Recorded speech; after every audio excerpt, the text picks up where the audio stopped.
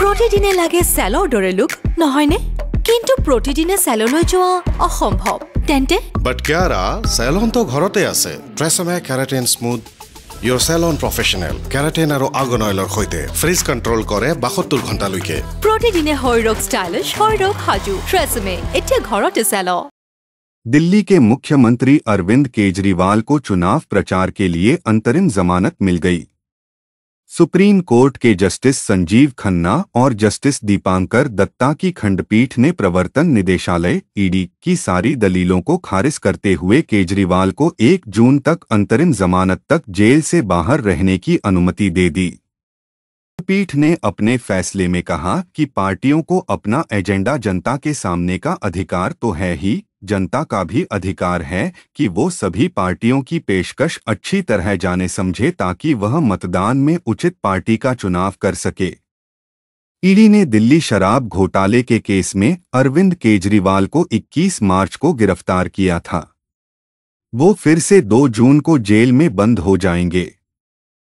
Supreme court ने अंतरिम जमानत देते वक्त साफ किया है कि अरविंद केजरीवाल को 2 जून को सरेंडर करना होगा ताकि वो फिर से न्यायिक हिरासत में भेजे जा सकें। ध्यान रहे कि सुप्रीम कोर्ट में सुनवाई मंगलवार को ही पूरी हो गई थी, लेकिन वक्त की कमी के कारण उस दिन फैसला नहीं आ पाया था। आज फैसले से पहले ईडी और अरविंद केजरीवाल के वकीलों के बीच संक्षिप्त बहस हुई और फिर 2 जजों की बेंच ने अपना फैसला सुना दिया। To assembled for this matter and it pronounced a very short oral order. We have not yet seen the written order which will be uploaded in the course of the day as we understand.